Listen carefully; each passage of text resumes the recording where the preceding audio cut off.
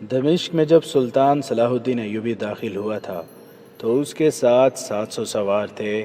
تمام مورخین نے یہی تعداد لکھی ہے، لیکن تاریخ سلطان ایوبی کے ان جانبازوں سے بے خبر ہے جن میں سے کوئی تاجروں کے بحروپ میں، کوئی بے ضرر مسلمانوں کے بیس میں اور کوئی شامی فوج کے معمولی سپاہیوں کے لباس میں، ایک ایک بھی، دو دو اور چار چار کی ٹولیوں میں بھی دمشق میں داخل ہوئے تھے۔ ان میں زیادہ تر سلطان ایوبی کے خاموش حملے سے پہلے ہی یہاں آ گئے تھے، اور کچھ اس وقت داخل ہوئے تھے جب دمشق کے دروازے سلطان ایوبی کے لیے کھل گئے تھے۔ یہ جاسوسوں کا دستہ تھا جنہیں جانباز جاسوس کہا جاتا تھا، کیونکہ ہر قسم کی لڑائی، ہر ہتھیار کے استعمال، ہر طرح کی تباہ کاری کے ماہر تھے اور دماغی لحاظ سے مستعد اور ذہین۔ ان کی سب سے بڑی خوبی یہ تھی کہ وہ جان کی پرواہ نہیں کرتے تھے، ایسے خطرے مول لیتے تھے جن کے تصور سے ہی عام سپاہی بدک جاتے تھے۔ ایسا جذبہ صرف ٹریننگ سے پیدا نہیں ہوتا، اس کام کے لیے ایسے جوان منتخب کیے جاتے تھے جن کے دلوں میں اپنے مذہب کا عشق اور دشمن کی نفرت بھری ہوتی تھی۔ یہ جانباز جنونی قسم کے مسلمان ہوتے تھے۔ سلطان ایوبی نے ایسے جانبازوں کے کئی دستے تیار کر رکھے تھے۔ سلطان ایوبی جب 700 سواروں کے ساتھ دمشق کو روانہ ہوا تھا تو اس نے منتخب لڑاکا جاسوسوں کا ایک دستہ خصوصی ہدایات کے ساتھ دمشق کو روانہ کر دیا تھا۔ ان میں ایک ہدایت یہ تھی کہ اگر دمشق کی فوج مقابلے پر اتر آئے تو یہ جاسوس شہر کے اندر اپنی سمجھ اور ضرورت کے مطابق تخریب کاری کریں اور وہ دروازے کھولنے کی بھی کوشش کریں۔ ان میں ایسے بھی تھے جنہیں شہریوں میں دہشت، بھگدڑ، افراتفری اور افواہیں پھیلانے کی ٹریننگ دی گئی تھی۔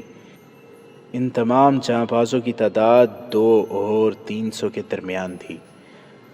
اس وقت کے وقائع نگاروں نے صحیح تعداد نہیں لکھی، صرف یہ لکھا ہے کہ سلطان ایوبی کی آمد کے وقت دمشق میں 200-300 جاسوس اور تباہ کار موجود تھے۔ ایک فرانسیسی وقائع نگار نے صلیبی جنگوں کے حالات اور واقعات قلم بند کرتے ہوئے سلطان ایوبی کے لڑاکا جاسوسوں کے متعلق بہت کچھ لکھا ہے۔ اس نے ان جانبازوں کے اسلامی جذبے کو مذہبی جنون بھی کہا ہے اور یہ بھی کہا ہے کہ یہ جاسوس نفسیاتی مریض تھے۔ اس فرانسیسی نے تو مذہبی جنون کی توہین کی ہے کہ اسے نفسیاتی مرض کہا ہے، لیکن یہ نفسیاتی کیفیت ہی تھی۔ مسلمان صاحب ایمان صرف اس صورت میں بنتا ہے جب مذہب اس کی نفسیات کا جز بن جاتا ہے۔ ان جانبازوں کو جاسوسی اور تباہ کاری کی ٹریننگ علی بن سفیان اور اس کے 2 نائبین حسن بن عبداللہ اور زاہدان نے دی تھی، اور معرکہ آرائی کی ٹریننگ تجربہ کار فوجیوں کے ہاتھوں ملی تھی۔ اب جب کہ سلطان ایوبی دمشق میں تھا اور علی بن سفیان قاہرہ میں تھا، وہاں کے اندرونی حالات پوری طرح نہیں سنبھلے تھے۔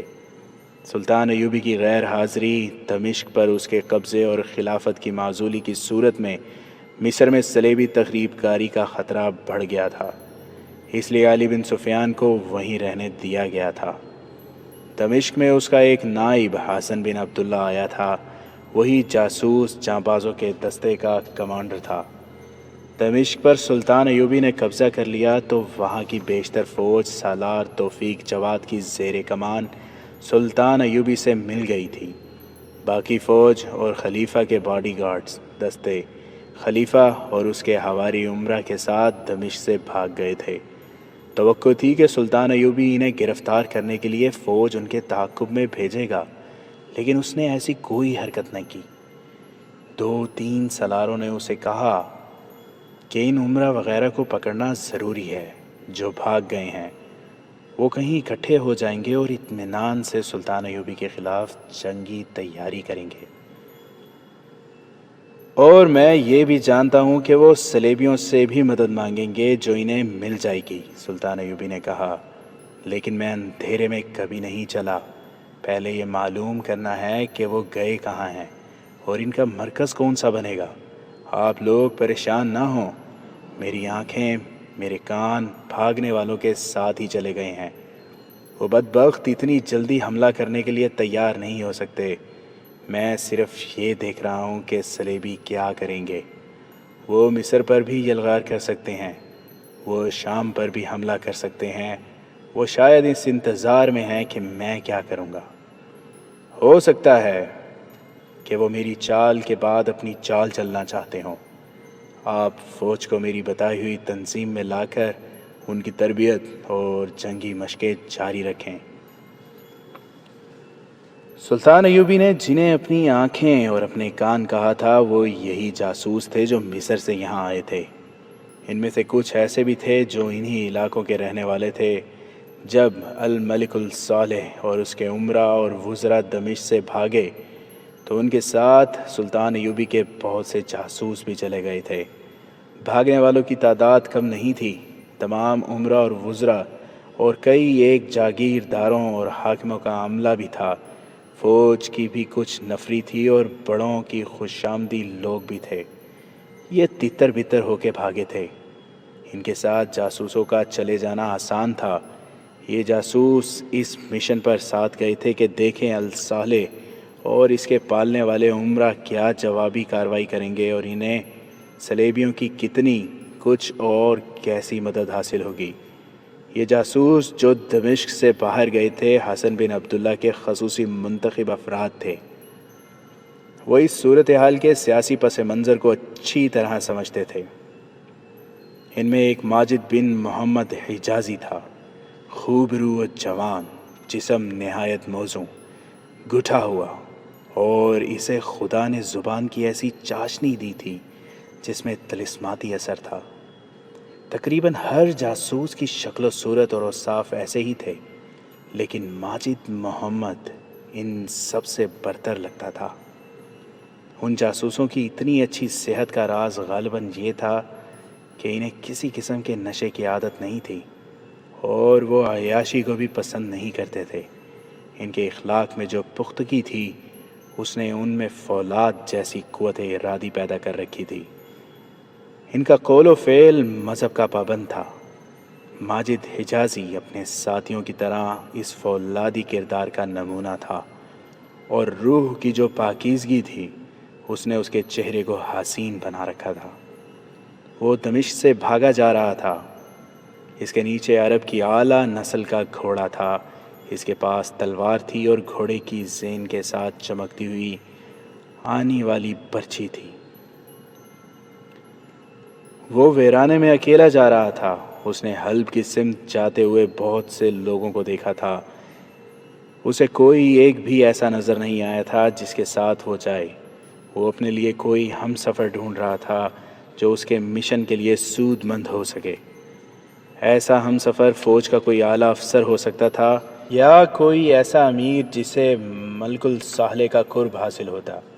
اس کی سراغ رساں آنکھیں الصالح کو ڈھونڈ رہی تھیں۔ اس نے چند ایک لوگوں سے پوچھا بھی تھا کہ وہ کس طرف گیا ہے، مگر اسے الصالح کا کوئی سراغ نہیں ملا تھا۔ اسے معلوم تھا کہ الملک الصالح نور الدین زنگی مرحوم کی عمر یا اس کی خوبیاں جیسا کوئی آدمی نہیں، بلکہ وہ 11 سال کی عمر کا بچہ ہے جسے مفاد پرست امراء نے اپنے مقاصد کے لیے سلطنت کی گدی پر بٹھایا ہے، اور عملاً حکمران یہ امراء خود بنے ہوئے ہیں۔ وہ تصور میں لا سکتا تھا کہ وہ بچہ اکیلا نہیں جا رہا ہوگا، اس کے ساتھ امیروں، وزیروں اور درباریوں کا قافلہ ہوگا، اور اس قافلے کے ساتھ زر و جواہرات اور مال و دولت سے لدے ہوئے اونٹ ہوں گے۔ ماجد حجازی نے سوچا تھا کہ یہ قافلہ اسے نظر آ گیا تو وہ الملک الصالح کا مرید بن کر قافلے میں شامل ہو جائے گا۔ یہ کامیابی حاصل ہونے کی صورت میں وہ اسے اچھی طرح معلوم تھا کہ اسے کیا کرنا ہے اور سینوں سے راز کس طرح نکالنے ہیں، مگر اسے اپنے شکار کا کوئی سراغ نہ ملا۔ آگے چٹانی علاقہ آ گیا جہاں ہریالی بھی تھی۔ ذرا سستانے کے لیے وہ چٹانوں کے اندر چلا گیا۔ ایک جگہ اسے 2 گھوڑے نظر آئے۔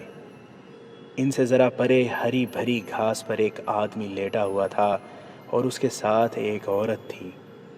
وہ سوئے ہوئے معلوم ہوتے تھے۔ وہ ذرا فاصلے پر رک گیا اور گھوڑے سے اتر کر ایک درخت کے نیچے لیٹ گیا۔ ایک گھوڑا ہنہنایا تو وہ آدمی اٹھ بیٹھا، لباس سے وہ اونچے درجے کا فرد معلوم ہوتا تھا۔ اس نے ماجد حجازی کو دیکھا تو اسے اپنے پاس بلایا۔ ماجد اس کے پاس چلا گیا اور اس سے ہاتھ ملایا۔ عورت بھی اٹھ بیٹھی۔ وہ عورت نہیں، جوان لڑکی تھی اور بہت خوبصورت تھی۔ اس کے گلے کا ہار بتا رہا تھا کہ یہ لوگ معمولی حیثیت کے نہیں۔ اس آدمی کی عمر 40 کے لگ بھگ تھی اور لڑکی 25 سال سے کم لگتی تھی۔ ماجد نے ان دونوں کو ایک نظر میں بھانپ لیا۔ تم کون ہو؟ اس آدمی نے ماجد سے پوچھا۔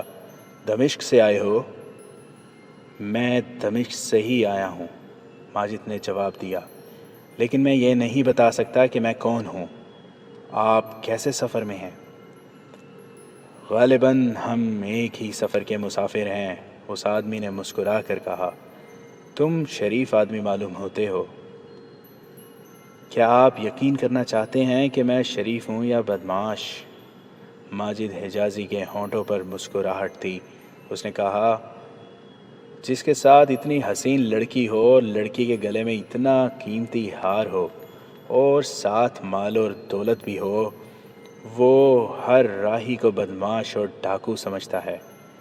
میں ڈاکو نہیں ہوں۔ آپ کو ڈاکوؤں سے بچا ضرور سکتا ہوں، خواہ میری جان چلی جائے۔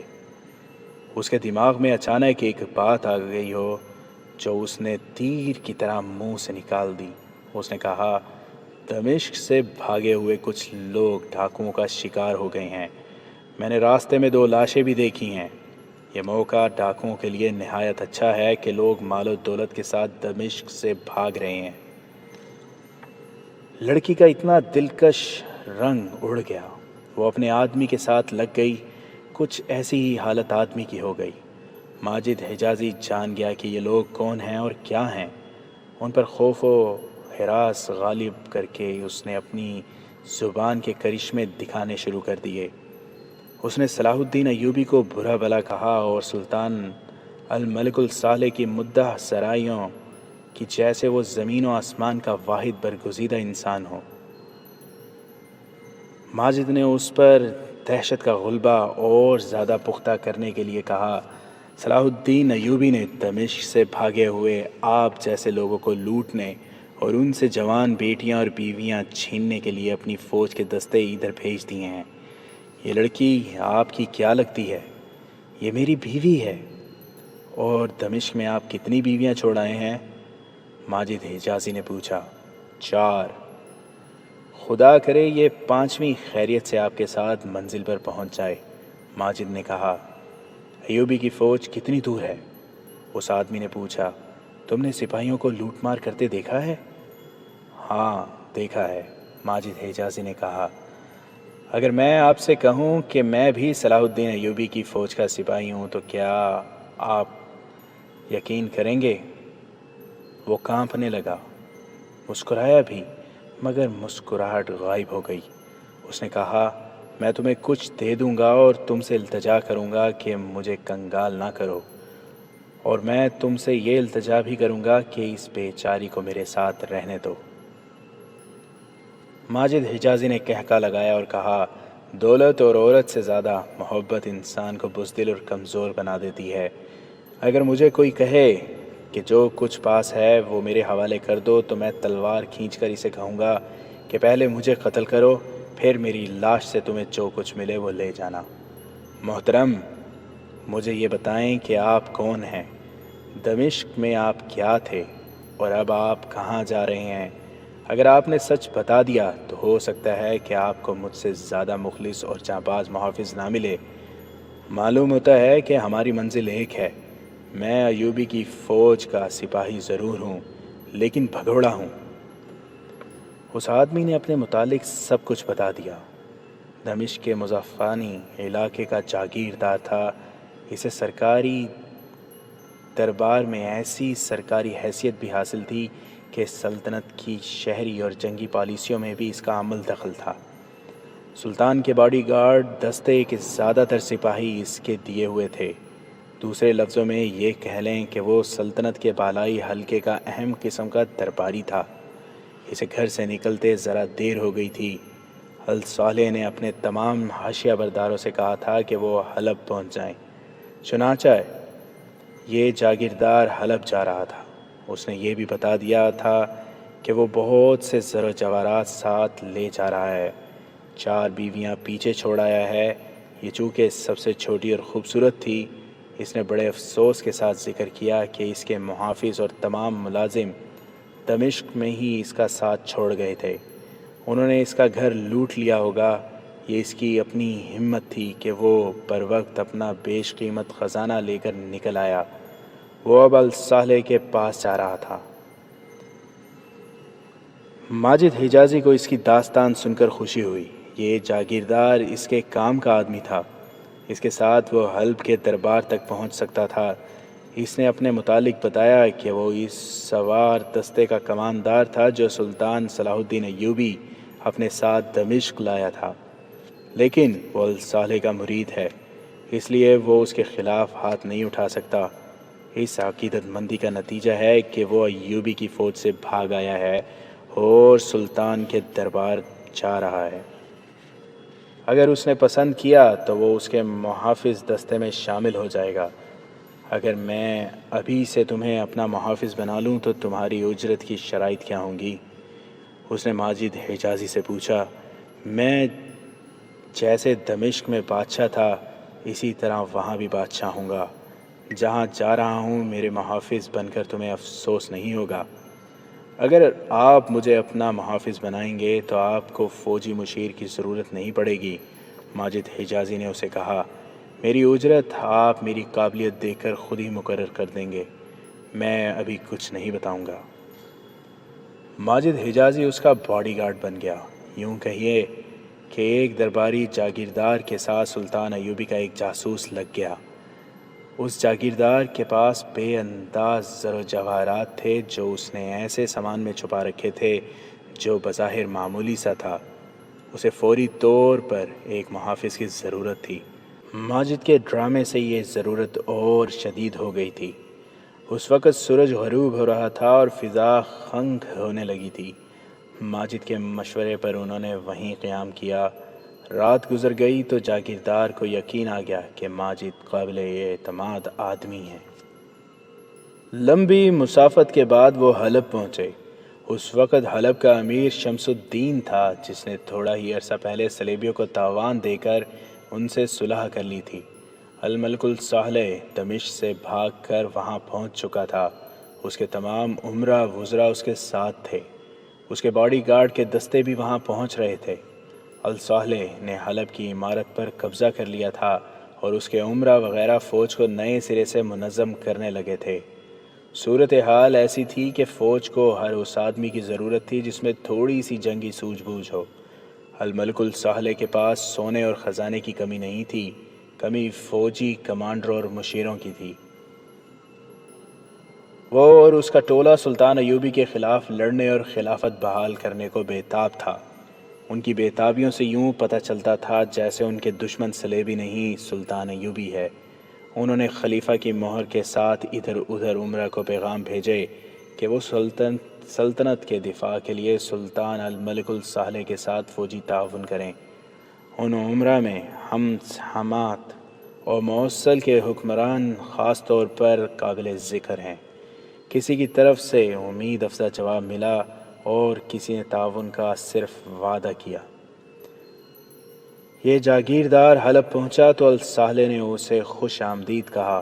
وہ بھی الصالح کی جنگی مجلس مشاورت کا اہم رکن تھا۔ اسے حلب میں ایک مکان دے دیا گیا۔ وہ آتے ہی اس قدر مصروف ہو گیا کہ صبح کا گیا آدھی رات کو گھر آتا تھا۔ اس کی غیر حاضری میں اس کی بیوی ماجد حجازی میں دلچسپی لینے لگی۔ ماجد نے اس کے ساتھ ایسی بے تکلفی پیدا کر لی جس میں بدنیتی کا شائبہ تک نہ تھا۔ ماجد نے پروقار انداز اختیار کیے رکھا جس سے لڑکی متاثر ہوئی اور وہ جیسے بھول ہی گئی ہو کہ ماجد اس کے خاوند کا محافظ ہے۔ ماجد اپنے مشن پر کام کر رہا تھا۔ اس نے 2-3 دنوں میں لڑکی کے دل پر قبضہ کر لیا۔ اس نے لڑکی سے پوچھا کہ اس کے خاوند کی باقی 4 بیویاں کیسی تھیں۔ اس نے بتایا کہ کوئی ایسی بری تو نہیں تھی۔ اس شخص نے انہیں پرانی سمجھ کر دھوکہ دیا اور اس لڑکی کو ساتھ لے کر بھاگ گیا۔ اور ایک روز یہ تمہیں بھی چھوڑ کر کسی اور کو لے جائے گا۔ ماجد حجازی نے کہا، ان امیروں کا یہ شغل ہے، اگر میں تمہیں دل کی بات بتا دوں تو میرے خاوند کو تو نہیں بتا دو گے؟ لڑکی نے پوچھا، مجھے دھوکہ تو نہیں دو گے؟ اگر میری فطرت میں دھوکہ اور فریب ہوتا تو میں تمہارے خاوند کو وہیں جہاں میں تمہیں ملا تھا آسانی سے قتل کر کے تم پر اور تمہارے مال و دولت پر ہاتھ صاف کر سکتا تھا۔ ماجد نے کہا، میں مرد ہوں، عورت کو فریب دینا مرد کی شان کے خلاف ہے۔ میں اب اس راز کو اپنے دل میں زیادہ دیر نہیں رکھ سکتی کہ مجھے تم سے ایسی محبت ہے جس پر میرا قابو نہیں رہا۔ لڑکی نے کہا، اور یہ بھی ایک راز ہے کہ مجھے اس خاوند سے نفرت ہے۔ میں بکی ہوئی لڑکی ہوں، کئی بار دل میں آیا ہے کہ اپنے آپ کو ختم کر دوں۔ میں شاید بزدل ہوں، اپنی جان لینے سے ڈرتی ہوں۔ میرے ارادے کچھ اور تھے، میرے خیالات کچھ اور تھے۔ تم نے میرے ارادوں اور خیالوں پر مٹی ڈال دی ہے اور میرا یہ ارادہ پکا کر دیا ہے کہ اپنے آپ کو ختم کر دوں۔ کیا تم یہ کہنا چاہتی ہو کہ تمہیں مجھ سے محبت ہے، اس لیے خودکشی کرنا چاہتی ہو؟ نہیں، لڑکی نے کہا، میرے ذہن میں صلاح الدین ایوبی کا تصور نور الدین زنگی سے زیادہ مقدس اور پیارا تھا۔ تم نے اس تصور کو توڑ پھوڑ دیا ہے۔ کیا صلاح الدین ایوبی اتنا ہی برا ہے جتنا تم نے بتایا ہے؟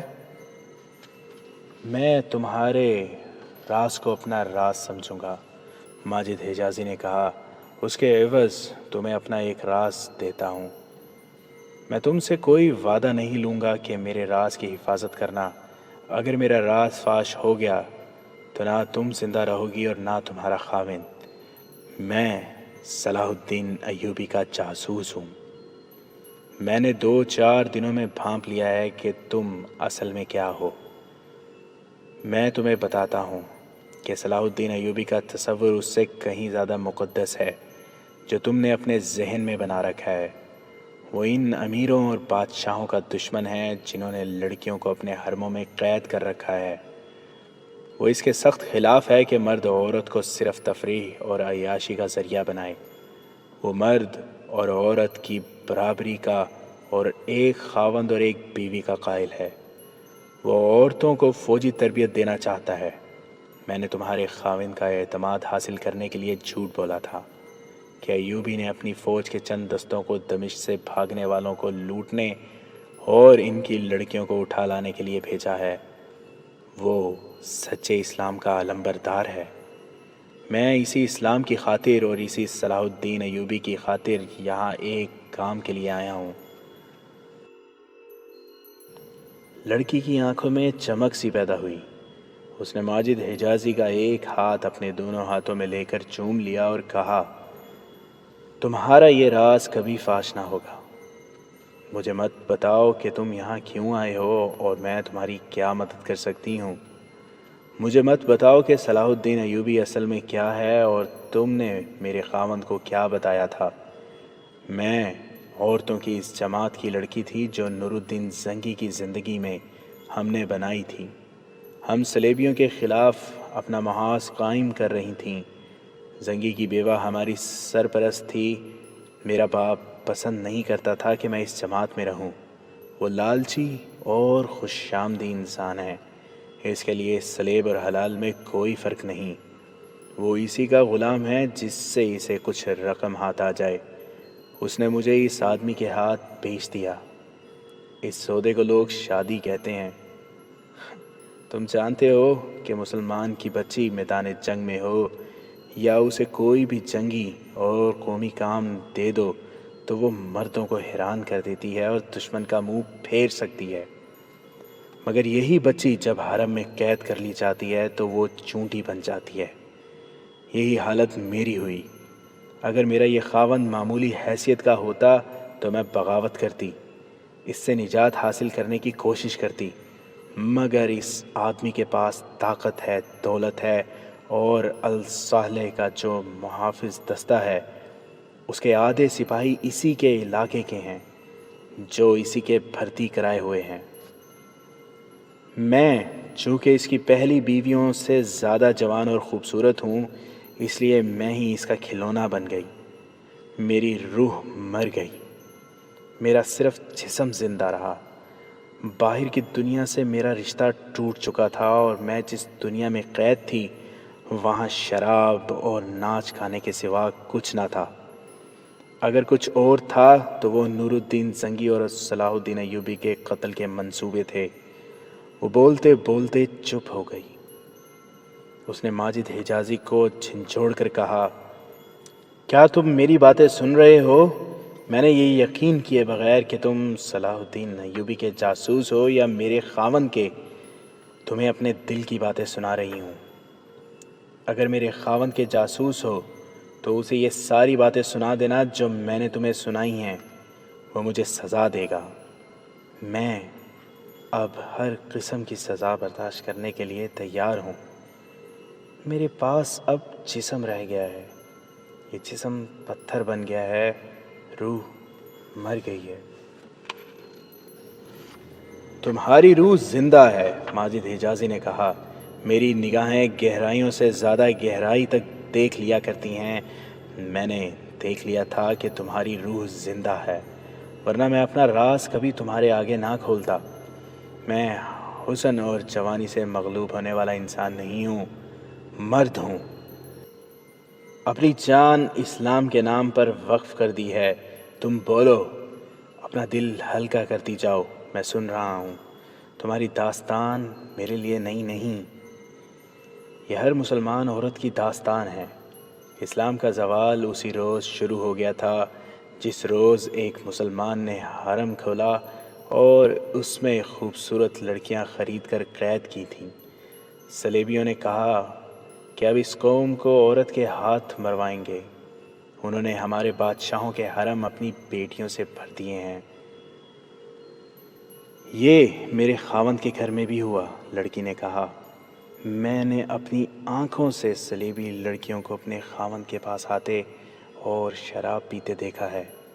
میں سوائے رونے کے اور کر ہی کیا سکتی تھی؟ میں اس لیے نہیں روتی تھی کہ ان لڑکیوں نے مجھ سے میرا خاوند چھین لیا ہے، بلکہ اس لیے کہ مجھ سے میرا اسلام چھن گیا تھا، وہ اسلام جس کی خاطر میں نے تمہاری طرح اپنی جان وقف کی تھی۔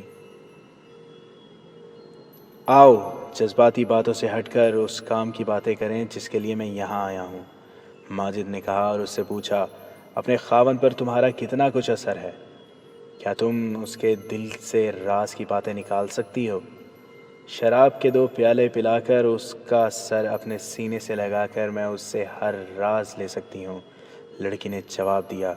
تم کیا معلوم کرنا چاہتے ہو؟ اس نے کچھ سوچ کر اور مسکرا کر کہا، میری ایک ذاتی شرط مان لو گی؟ اگر میں تمہارا کام کر دوں تو مجھے یہاں سے لے جاؤ گے، میری محبت کو ٹھکرا تو نہیں جاؤ گے؟ ماجد حجازی نے اس کا دل رکھ لیا اور اس کی شرط مان لی۔ اس نے اسے بتایا کہ الساحل 11 سال کا بچہ ہے، وہ امیروں کے ہاتھ میں کھلونا ہے۔ یہ امیر اور وزیر صلاح الدین ایوبی کو ختم کر کے سلطنت اسلامیہ کو ٹکڑوں میں تقسیم کرنا چاہتے ہیں۔ اگر ایسا ہو گیا تو ان ٹکڑوں کو صلیبی ہضم کر جائیں گے اور اسلام کا نام و نشان مٹ جائے گا۔ سلطان صلاح الدین ایوبی کہتا ہے کہ جس قوم نے اپنے ملک کے ٹکڑے کیے وہ کبھی زندہ نہیں رہی۔ ہمارے یہ امیر صلیبیوں تک سے مدد لینے کو تیار ہیں، صلیبی انہیں ضرور مدد دیں گے، وہ اس کے عوض وہ انہیں اپنا محکوم بنائیں گے۔ میں یہ معلوم کرنے آیا ہوں کہ خلیفہ کے ہاں کیا منصوبے بن رہے ہیں اور صلیبی انہیں کیا مدد دے رہے ہیں۔ مجھے یہ خبر بہت جلدی صلاح الدین ایوبی تک پہنچانی ہے تاکہ اس کے مطابق کارروائی کی جائے اور کہیں ایسا نہ ہو کہ سلطان ایوبی بے خبری میں صلیبیوں کے حملے کی زد میں آ جائے۔ کیا صلاح الدین ایوبی مسلمان امیروں پر حملہ کرے گا؟ لڑکی نے پوچھا۔ اگر ضرورت پڑی تو وہ دریغ نہیں کرے گا۔ لڑکی بہت ہی جذباتی تھی اور وہ ذہین بھی تھی، اس کے آنسو نکل آئے۔ اس نے کہا، اسلام کو یہ دن بھی دیکھنے تھے کہ ایک رسول صلی اللہ علیہ وسلم کی امت آپس میں لڑے گی، اس کے سوا کوئی اور علاج نہیں، ماجد حجازی نے کہا۔ صلاح الدین ایوبی بادشاہ نہیں، اللہ تعالیٰ کا سپاہی ہے۔ وہ کہتا ہے کہ ملک اور قوم کو خطروں اور تباہی سے بچانے کا فرض فوج کے سپرد ہے۔ یہ خطرہ باہر کے دشمن کا ہو یا اندر کے غداروں اور مفاد پرست حکمرانوں کا، ان سے ملک اور قوم کو بچانا سپاہی کا فرض ہے۔ وہ کہتا ہے کہ وہ فوج کو حکمرانوں کے ہاتھوں میں کھلونا نہیں بننے دے گا، حکمرانوں کی اعلیٰ کار بنی ہوئی ہے۔ وہ مسلمان کافروں سے زیادہ خطرناک ہوتا ہے جو کافروں کو دوست سمجھ کر انہیں اپنی جڑوں میں بٹھاتا ہے۔ اب تمہارا کام یہ ہے کہ اپنے خاوند سے یہ راز لو کہ یہاں کیا منصوبہ بن رہا ہے۔ میں راز بھی دوں گی اور دعا بھی کروں گی کہ جب تم یہاں سے دمشق جاؤ تو تمہارے ساتھ یہ راز بھی ہو اور میں بھی ہوں۔ لڑکی نے کہا۔ تریپولی کے صلیبی بادشاہ ریمانڈ کی طرف ایک ایلچی اس درخواست کے ساتھ بھیج دیا گیا ہے کہ وہ الصالح کی مدد کو آئے۔ دوسرے ہی دن لڑکی نے ماجد حجازی کو بتایا، میں نے رات کو شراب پلا کر صلاح الدین ایوبی کے خلاف بہت باتیں کیں اور اس سے کہا کہ تم لوگ بزدل ہو جو دمشق سے بھاگ کر حلب میں آن بنا لی۔ کوئی مسلمان حکمران کی یہ توہین برداشت نہیں کر سکتا جو صلاح الدین ایوبی نے کی ہے۔ ایسی بہت باتیں کی تو بھڑک اٹھا اور میرے ساتھ بےہودہ حرکتیں کرتے ہوئے بولا، ایوبی چند دنوں کا مہمان ہے۔ فدائی قاتلوں کے مرشد شیخ سنان سے بھی درخواست کی گئی ہے کہ وہ صلاح الدین ایوبی کے قتل کا بندوبست کرے اور منہ مانگا انعام لے۔ وہ اپنے تجربہ کار آدمی دمشق بھیج رہا ہے۔ اس نے یہ بھی بتایا کہ اپنی فوج کی تیاری کے لیے بہت وقت مل جائے گا کیونکہ سردیوں کا موسم شروع ہو گیا ہے، پہاڑی علاقوں میں برف پڑنے لگے گی۔ سلطان صلاح الدین ایوبی صحرائی فوج کو اتنی سردی اور برف میں نہیں لڑا سکے گا۔ یہ ابتدا تھی۔ شراب اور عورت ایک مرد کے سینے سے راز نکلوا رہی تھی۔ لڑکی نے ہر رات خاوند سے دن بھر کی کارگزاری معلوم کرنی شروع کر دی اور یہ راز ماجد حجازی کے سینے میں محفوظ ہوتے گئے۔ ایک روز خاوند نے ماجد سے کہا، مجھے ملازموں نے تمہارے متعلق ایک قابل اعتراض بات بتائی ہے۔ ماجد کانپ اٹھا۔ وہ سمجھا کہ اس کا بھانڈا پھوٹ گیا ہے، مگر خاوند نے کہا، تم میری بیوی کو ورغلا رہے ہو۔ میری غیر حاضری میں تم اس کے پاس بیٹھے رہتے ہو۔ میں جانتا ہوں کہ میرے مقابلے میں تم خوبرو ہو اور جوان بھی ہو۔ میری بیوی تمہیں پسند کر سکتی ہے مگر میں تمہیں زندہ نہیں چھوڑوں گا۔ ماجد حجازی نے اسے یقین دلانے کی کوشش کی کہ یہ اس کی غلط فہمی ہے، لیکن اس کے دل میں وہم پیدا ہو چکا تھا۔ اس نے اپنی بیوی سے بھی یہی بات کہی اور اس پر پابندی عائد کر دی کہ وہ ماجد حجازی سے نہیں مل سکتی۔ ماجد حجازی ابھی وہاں سے نکلنا نہیں چاہتا تھا کیونکہ اسے ابھی وہاں کا پورا منصوبہ نہیں ملا تھا۔ اس نے لڑکی کے خاوند کی ڈانٹ ڈپٹ سہ لی اور اس کی دھمکیوں سے اپنے اوپر مصنوعی خوف کی کیفیت بھی طاری کر لی۔ اس کی منت سماجت بھی کی۔ اس شخص نے اسے معاف تو کر دیا لیکن اسی روز 6 باڈی گارڈ لے آیا۔ اس دور میں امیر کبیر لوگ اپنے گھر میں باڈی گارڈ رکھنے کو عزت کی نشانی سمجھتے تھے۔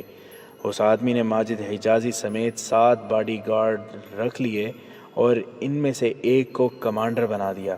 اس کمانڈر نے ماجد کو یہ خصوصی حکم سنایا کہ وہ چونکہ آقا کی نظروں میں مشتبہ ہے اس لیے وہ مکان کے دروازے تک بھی نہیں جا سکتا اور رات کو تھوڑی سی دیر کے لیے بھی غیر حاضر نہیں ہو سکتا۔ ماجد نے اس حکم کے آگے بھی سر تسلیم خم کر دیا اور اس نے ایسا رویہ اختیار کر لیا جیسے مر گیا ہو۔ 2-3 راتیں ہی گزری ہوں گی، آدھی رات کے وقت یہ لڑکی باہر نکلی۔ بڑے دروازے پر ایک باڈی گارڈ پہرے پر کھڑا تھا۔ لڑکی نے اس سے آقاؤں کے جلال اور رعب سے پوچھا، تم یہیں کھڑے رہتے ہو یا مکان کے ارد گرد چکر بھی لگاتے ہو؟ اس نے کچھ جواب دیا تو لڑکی نے کہا، تم نئے آدمی ہو۔ ہمارے دمشق والے محافظ بہت ہوشیار اور چوکس تھے۔ تم اگر یہاں نوکری کرنا چاہتے ہو تو تمہیں اسی ہوشیاری اور چوکس پنے کے ساتھ کھڑا رہنا پڑے گا۔ آقا بڑی سخت طبیعت کے مالک ہیں۔ پہرہ دار نے احترام سے سر جھکا لیا۔ لڑکی باڈی گارڈوں کو دیکھنے نکلی تھی، وہ ان 2 خیموں کی طرف چل پڑی جن میں دوسرے باڈی گارڈ سوئے ہوئے تھے۔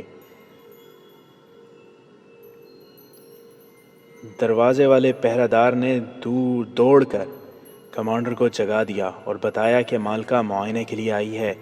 کمانڈر گھبرا کر اٹھا اور لڑکی کے آگے جھک گیا۔ لڑکی نے اسے بھی ہدایات دیں اور ایک خیمے کے آگے رک کر بلند آواز سے باتیں کرنے لگی۔ ماجد حجازی اسی خیمے میں سویا ہوا تھا۔ اس کی آنکھ کھل گئی، وہ باہر آ گیا۔ لڑکی نے اس سے یوں بات کی جیسے اسے اچھی طرح جانتی ہی نہ ہو۔ اس سے پوچھا، تم شاید پہلے والے محافظ ہو؟ ماجد نے تعظیم سے جواب دیا تو لڑکی نے کمانڈر سے کہا، اس آدمی کو جلدی تیار کرو، یہ میرے ساتھ قصر سلطنت تک جائے گا۔ 2 گھوڑے فوراً تیار کرو۔ اگر آقا آپ کے متعلق پوچھیں تو میں کیا جواب دوں؟ کمانڈر نے پوچھا۔ میں سیر سپاٹے کے لیے نہیں جا رہی، لڑکی نے تہمکانہ لہجے میں کہا، آقا کے ہی کام سے جا رہی ہوں۔ حکومت کے کاموں میں مت دخل دو، جاؤ گھوڑے تیار کرو۔ کمانڈر نے ایک آدمی کو استبل کی طرف دوڑا دیا۔ ماجد حجازی تلوار سے مسلح ہو کر تیار ہو گیا تھا۔ لڑکی اسے استبل کی طرف لے گئی۔ کمانڈر کو اس لڑکی کے خاوند نے بتا رکھا تھا کہ ماجد پر نظر رکھے اور اسے گھر کے اندر نہ جانے دے۔ اب لڑکی نے ماجد کو ہی اپنے ساتھ لے جانے کے لیے منتخب کیا تھا۔ کمانڈر نے دیکھا کہ وہ دونوں استبل کی طرف چلے گئے ہیں تو وہ دوڑ کر اندر لڑکی کے خاوند کو اطلاع دینے چلا گیا۔ وہ یقین کرنا چاہتا تھا کہ خاوند کو معلوم ہے کہ اس کی بیوی مشتبہ باڈی گارڈ کے ساتھ جا رہی ہے۔ وہ لڑکی کو روک بھی نہیں سکتا تھا کیونکہ وہ اس کی مالکن تھی۔ وہ اندر گیا اور ڈرتے ڈرتے اپنے آقا کے کمرے کے دروازے پر ہاتھ رکھا۔ دروازہ کھل گیا۔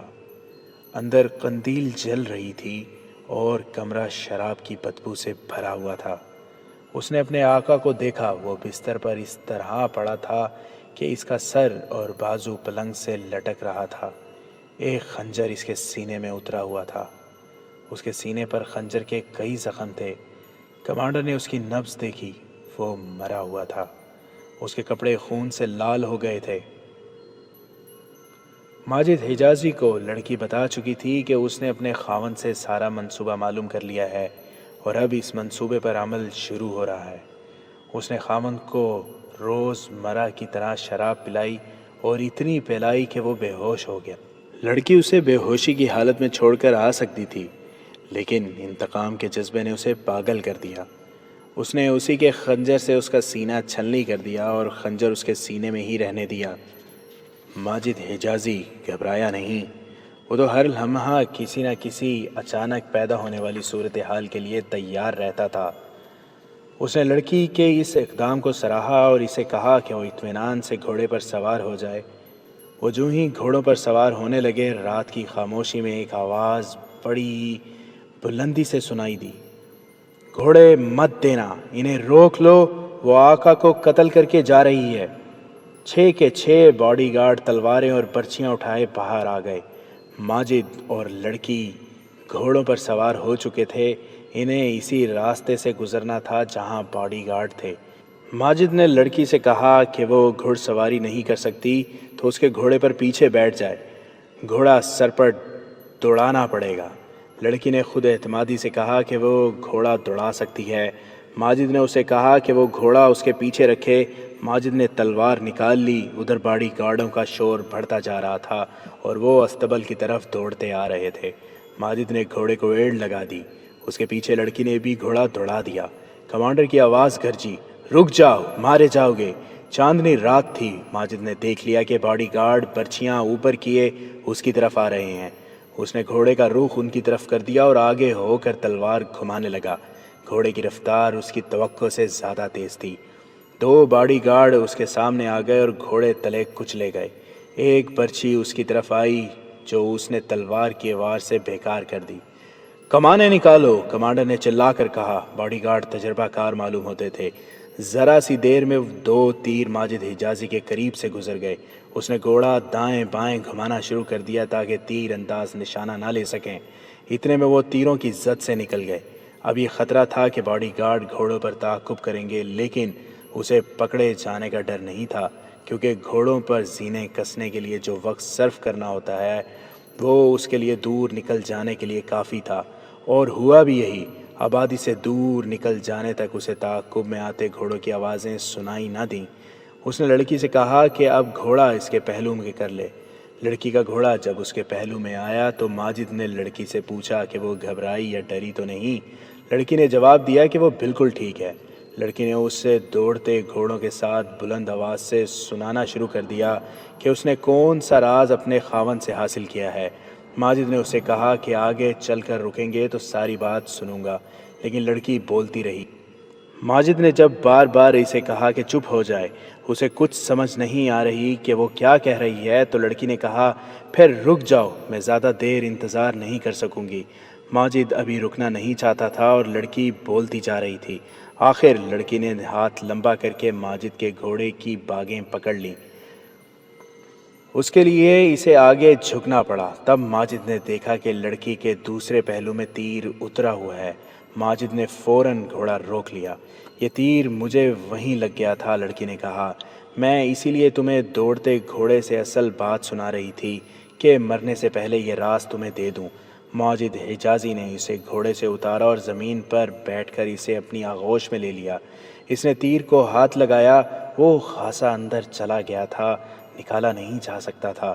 یہ جراح کا کام تھا جو پٹھا چیر کر تیر نکال سکتا تھا۔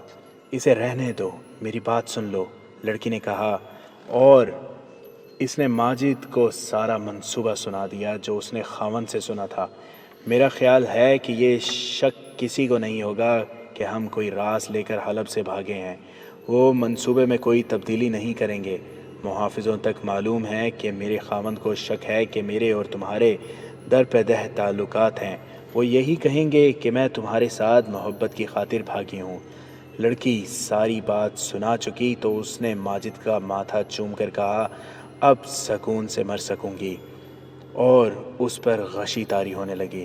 ماجد نے دوسرے گھوڑے کو اپنے گھوڑے کے پیچھے باندھ دیا، لڑکی کو اپنے گھوڑے پر ڈال کر اس کے پیچھے بیٹھ گیا اور اسے ایسی پوزیشن میں ساتھ لگا لیا کہ تیر اسے تکلیف نہ دے، مگر تیر اپنا کام کر چکا تھا۔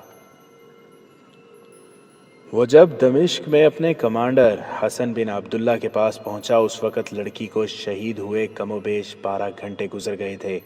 اس نے قصر حلب کا تمام تر منصوبہ سنا کر بتایا کہ یہ کارنامہ اس لڑکی کا ہے۔ حسن بن عبداللہ اسی وقت ماجد حجازی کو اور لڑکی کی لاش کو صلاح الدین ایوبی کے پاس لے گیا۔ ماجد حجازی نے بتایا کہ لڑکی کیا تھی اور اسے باپ نے کس طرح ایک جاگیردار کے ہاتھ فروخت کیا تھا۔ ماجد نے لڑکی کی ساری باتیں سلطان ایوبی کو سنائیں۔ بعد میں معلوم ہوا کہ لڑکی کا باپ بھی دمشق سے بھاگ گیا تھا۔ سلطان ایوبی نے لڑکی کی لاش نور الدین زنگی کی بیوہ کے حوالے کر دی اور حکم دیا کہ لڑکی کو فوجی اعزاز کے ساتھ دفن کیا جائے۔ لڑکی نے مرنے سے پہلے ماجد حجازی کو جو منصوبہ بتایا تھا وہ مختصراً یوں تھا کہ سلطان الملک الساحل تمام مسلمان مملکتوں کے امراء کو سلطان ایوبی کے خلاف متحد کر رہا تھا اور ان فوجیوں کو ایک کمانڈر کے تحت لانا چاہتا تھا۔ تریپولی کے صلیبی حکمران ریمانڈ کو مدد کے لیے آمادہ کر لیا گیا تھا۔ یہ لڑکی جو نئی خبر لائی تھی یہ تھی کہ ریمانڈ اپنی فوج کو اس طرح استعمال کرے گا کہ مصر اور شام کے درمیان سلطان ایوبی کے لیے رسد اور کمک کے راستے روک دے گا۔ اس نے یہ محسوس کر لیا تھا کہ سلطان ایوبی جنگ کی صورت میں مصر سے کمک منگوائے گا۔ اس کے علاوہ وہ ریمانڈ سلطان ایوبی کو گھیرے میں لینے کے لیے اپنے تیز رفتار سوار دستے حرکت میں رکھے گا۔ ضرورت محسوس ہوئی تو ریمانڈ دوسرے صلیبی حکمرانوں کو بھی مدد کے لیے بلا لے گا۔ حسن بن صبا کے پیروکار فدائیوں کے ساتھ صلاح الدین ایوبی کے قتل کا سودا طے کر لیا گیا تھا۔ فدائی فوری طور پر دمشق پہنچ رہے تھے۔ اس تمام تر منصوبے کا ہر حصہ اہم تھا، لیکن